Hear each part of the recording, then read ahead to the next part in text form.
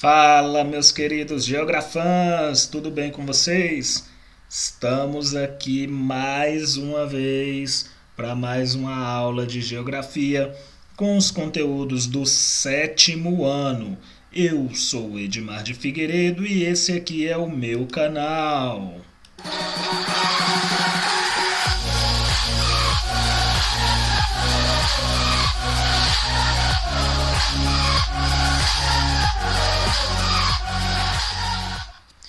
Voltando aqui para nossa aulinha de geografia, vamos lá que dessa vez vai dar certo. A gente está tentando aqui pela 18ª vez gravar essa aula do conteúdo aqui do sétimo ano. Finalmente vamos ver se conseguimos. Essa aula aqui é uma continuação, tá? Uns conteúdos que a gente já tinha iniciado lá sobre as cidades brasileiras, o processo de desenvolvimento urbano, falamos ainda sobre o processo de industrialização no Brasil e agora vamos falar aí sobre o espaço rural brasileiro. O espaço rural é aquele espaço ali que a gente ainda não tinha comentado antes, né? O espaço é um espaço composto por grandes áreas, né? Áreas não urbanas, ou seja, onde não vai haver ali cidades, tá certo? Então, esse é o espaço rural que a gente vai falar. E esse espaço rural aí, ele é caracterizado por atividades econômicas relacionadas ao setor primário da economia. Qual é o setor primário da economia, galera? O setor primário da economia vai ser aquele que vai ter as atividades voltadas para a extração de recursos diretamente da natureza, como, por exemplo, agricultura, pecuária e extrativismo. Tá bom? Então a gente vai ter aí uma concentração maior dessas atividades. Por falar em concentração, aqui no nosso Brasilzinho a gente também tem algo que chamamos aí de concentração fundiária. O que é que vai ser essa concentração fundiária aí que a gente está falando? Vai ser a aglomeração de terras, né? A gente vai ter aí um aumento de terras, uma grande quantidade de terras na mão de poucos proprietários. Então a gente pode acompanhar aqui na figura 9 a participação de estabelecimentos rurais em porcentagem por grupo de área total. Isso significa que nessa parte aqui em azul, aqui a gente vai ter aí unidades rurais, né? A gente vai ter estabelecimentos rurais acima de 1.000 hectares, ou seja, vão ser aquelas grandes fazendas, aquelas fazendas gigantescas que você passa ali por ela meia hora de carro e parece que ela não acaba nunca. Então, essa aqui vai ser as grandes propriedades, tá? Vão ser representar aí 44,42% do total das terras agricultáveis no nosso país. Além disso, vamos ter aqui ainda as grandes propriedades, tá? Aqui as propriedades gigantes, aqui as grandes propriedades com 34,16. Ou seja, se você pegar aqui e somar essas propriedades gigantescas com as grandes, você vai ver que os grandes proprietários aí, eles vão deter quase que 80% de toda a terra agricultável no nosso país, o que é muito, né? São poucas fazendas com muita terra. E aqui os pequenos e médios produtores vão estar aqui com cerca de 20% das terras agricultáveis do país, ou seja, com muito pouco, tá certo? Então tem pouca gente aqui com muito e tem muita gente aqui com pouco, tá certo? Essas grandes propriedades aqui, elas vão funcionar aí basicamente no sistema de plantation. Tá? Esse sistema já vem desde o nosso período ali colonial, quando o Brasil ainda era uma colônia de Portugal. E como é que vai funcionar esse sistema de plantation? Vão funcionar em grandes propriedades, onde você vai fazer o cultivo de uma única espécie, ou seja, vai ter uma monocultura, por exemplo, o algodão, trigo, o arroz, enfim. Você vai ter ali uma grande propriedade produzindo um único tipo de produto. Tá? E além disso, você vai ter essa produção sendo voltada para o mercado internacional, ou seja, isso aqui vai ser priorizado para exportação. Se sobrar, vende-se aqui dentro do nosso território, mas o destino final é que vá para fora. No Brasil, a gente tem aí cerca de 21% das terras ocupadas no campo, correspondendo a pequenas propriedades. Ou seja, essas terras aqui, ó, vão representar aí 21% do total das terras agricultáveis, e é elas que vão fazer parte ali do total dos pequenos e médios proprietários brasileiros. Vamos aí aos movimentos sociais no campo. Com aquela concentração de terras lá na mão de poucas pessoas, iniciaram aí no nosso território alguns movimentos sociais. Entre eles, um movimento que pedia uma reforma agrária. O que seria essa reforma agrária? O pessoal queria que pegassem aí os grandes territórios, né, as grandes propriedades, onde você tem ali os produtores grandes, né, com o seu território ali, e a proposta é que essas terras fossem fracionadas, né, que fossem aí divididas entre mais pessoas, né, para que pudesse atender aí um número maior de agricultores.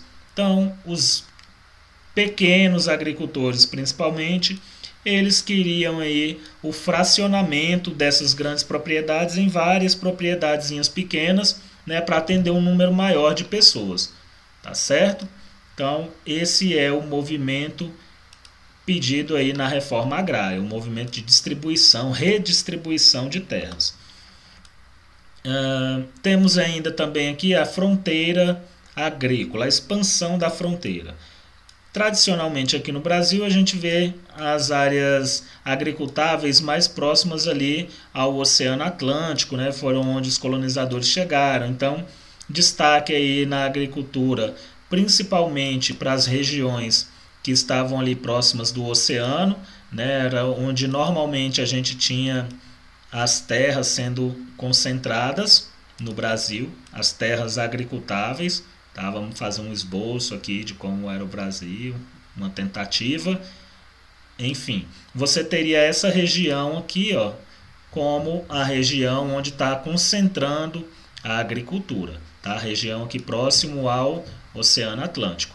E aí o que é a expansão dessas fronteiras agrícolas? É exatamente o fato de você pegar essas terras aqui mais do centro do país, tá? Aqui para a região centro-oeste, para a região norte, e você começar a utilizar essas terras também para fazer aí a sua produção agrícola. Então você quebrou essa fronteira que existia aqui, ó, de produzir próximo ao oceano, e aí passa a produzir mais também no interior do país, como mostra aqui o nosso mapa. Olha só, essas áreas aqui, ó, já começam a ser mais utilizadas, tá certo? Principalmente no norte e no centro-oeste do nosso Brasilzão, tá certo? Vamos aí para a nossa próxima página e vamos falar do agronegócio. O que é o agronegócio? O agronegócio, ele vai ser o conjunto ali que vai englobar todas as atividades de cultivo, processamento, industrialização, distribuição e comercialização dos produtos, tanto da agricultura quanto da pecuária, ou seja, ali da agropecuária. Então, todo o processo ali que está envolvendo a plantio, colheita, processamento, industrialização, distribuição, comercialização desses produtos, tudo isso vai fazer parte do agronegócio. Tá? O agronegócio brasileiro, ele basicamente acontece aí nas grandes propriedades rurais, como a gente viu lá na página anterior. Porém, nas regiões sul e sudeste, principalmente, a gente vai ter aí a formação de cooperativas agrícolas. O que vão ser essas cooperativas? Os pequenos produtores, eles vão se juntar, né, vão criar ali uma organização, uma associação, e eles vão passar a vender os seus produtos de uma maneira única, né? Então eles vão juntar ali 20, 30 fazendas pequenas e vão vender o produto deles como se fosse uma única fazenda. Dessa forma eles conseguem ali competir com os grandes produtores, tá certo? Temos aqui um esquema que mostra como vai funcionar esse agronegócio. Você tem aqui, ó, a agropecuária, a agricultura, a pecuária e o extrativismo vegetal, né? Esses produtos aqui eles passam por fornecedores que vão fornecer os insumos agrícolas, tá? Os defensivos agrícolas, agrotóxicos, enfim, tudo que você estiver precisando ali. E também eles vão fornecer máquinas e equipamentos. Por outro lado, você vai ter a agricultura que, no seu processo de processamento e distribuição, com a agroindústria. Então, os produtos eles vão sair aqui do campo e às vezes eles vão ser industrializados, né, o que a gente chama de agroindústria, e saindo aqui das indústrias, da agroindústria, ele vai para a distribuição e serviço, ou seja, ele vai ali para o transporte e vai ser distribuído lá nos mercados ou onde quer que ele vá ser comercializado depois. Aqui a gente tem uma outra figura mostrando a participação dos produtos do agronegócio na indústria brasileira de 2000 a 2016. Reparem que a participação ela vem aumentando. Se vocês observarem aqui, ó, no ano de 2000, a participação ela chega aqui próximo dos 35%. Já quando você vem aqui para 2016, essa mesma participação ela vai chegar aqui quase na casa dos 50%. Né? Então, olha só o quanto cresceu aqui nesse período aí. Período de 16 anos, o agronegócio cresceu bastante e ele representava ali em 2016 quase metade das negociações feitas pelo Brasil, das exportações. Tá certo? Vamos aqui para a próxima página. Vamos ver o que mais temos aqui. Agricultura familiar. O que é essa agricultura familiar? É aquela agricultura cujo núcleo da produção é a família. Então você vai ter aqui o dono da fazenda trabalhando, junto com ele vai estar ali os filhos, vai estar a nora, o genro, o primo, o irmão, o sobrinho, vai ter um monte de gente da família dele trabalhando ali junto com ele, tá certo? Lembrando que na agricultura familiar a gente tem aí cerca de 70% dos trabalhadores empregados no campo, tá certo? E eles vão corresponder a mais de 80% do total de estabelecimentos.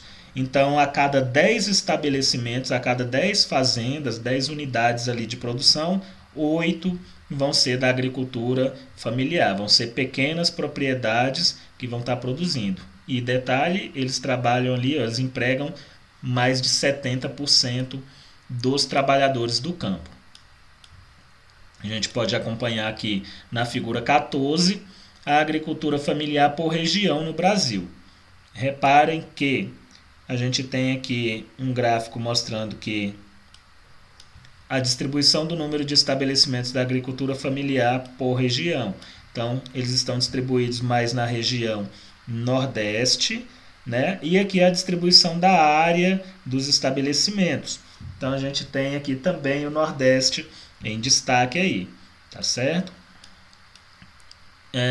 Na agricultura e meio ambiente, a gente vai destacar aí algumas questões, como, por exemplo, as questões de uso de fertilizantes químicos, de uso de agrotóxicos na produção, que acabam contaminando aí os nossos solos, a nossa água, né, os lençóis freáticos, os rios, enfim, a gente vai ter toda essa questão aí, toda essa problemática, tá certo? Além da compactação do solo, né, o solo vai ficar mais compactado ali, com máquinas passando por cima dele o tempo todo, máquina pesada, vai ter aí a utilização dessas máquinas provocando a compactação, vai ter o esgotamento do solo pela falta de rotatividade, vai ter a perda da fertilidade das terras.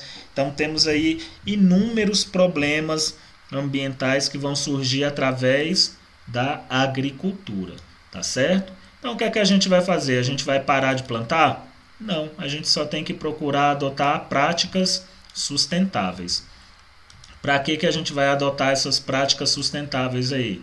Vamos adotar ela para poder utilizar melhor a nossa água, para poder valorizar a agricultura familiar. A gente vai também proteger o nosso solo, né, não utilizando agrotóxicos e insumos industrializados. Tá bom? Então, todas essas práticas aqui, elas vão impactar positivamente no meio ambiente, né? O meio ambiente vai acabar agradecendo. E o meio ambiente, ele deve ser protegido. Se estragarmos a nossa casa, o nosso meio, não temos outra, né? Não tem como a gente ir morar em outro planeta. Então, temos que cuidar do planeta que nós temos. Galerinha, é isso, chegamos aqui ao final da nossa aula de hoje, tá certo?